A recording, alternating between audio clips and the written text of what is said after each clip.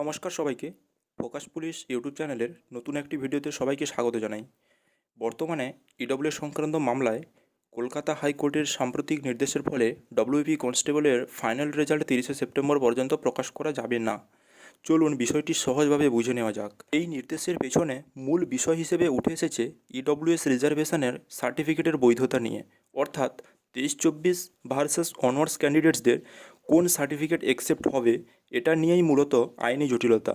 এবার পিআরবি নোটিফিকেশানে স্পষ্টভাবে উল্লেখ করে রেখেছিল যে 23-24 অথবা তার পরের যে কোনো ইয়ারের সার্টিফিকেট তারা অ্যাকসেপ্ট করবে, কিন্তু সেটা অবশ্যই ইন্টারভিউ ডেটের আগে পর্যন্ত। তাহলে স্বভাবতই সবার মনে প্রশ্ন জাগবে, কেন কেস হলো? আসলে কেসটি করেছে 23-24-এর কিছু ক্যান্ডিডেটরা, সবাই নয়। কিন্তু কেসটি করার মূল উদ্দেশ্যই হলো ওদের কনস্টেবলের জবটা পাওয়া নয়।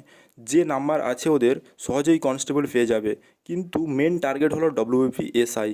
যদি অনলি 23-24-এর সার্টিফিকেট অ্যাকসেপ্ট হয় তাহলে কি হবে? সহজেই এসআইতে 60 থেকে 70 নাম্বার পেয়েও মেন্সে চাকরিটা ওরা পেয়ে যাবে।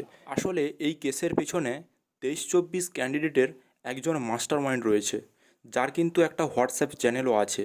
সেখানে কি করে ও আপডেট দেয় এবং সেখানে 10K ফলোয়ার্সও রয়েছে তার এই হোয়াটসঅ্যাপ চ্যানেলে। আপডেট দেওয়ার নাম করে সে কিন্তু কি করে কেসের ইন্ধন যোগাচ্ছে ভেতর থেকে।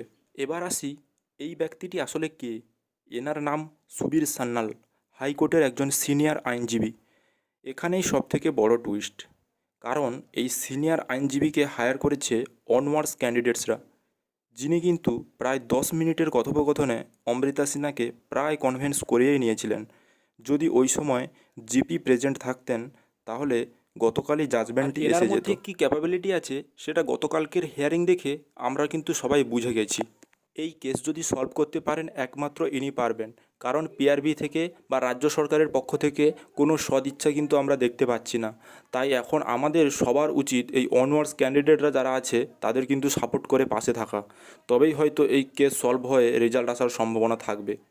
না হলে ওই অনিন্দ্যবাবু প্রতিদিন আসবেন, রিডিং পড়বেন আর ডেটের পর ডেট পড়তেই থাকবে। আপনাদের কি মতামত অবশ্যই জানিয়ে যাবেন, কমেন্ট বক্স খোলা রইল। ধন্যবাদ সবাইকে ভিডিওটি দেখার জন্য।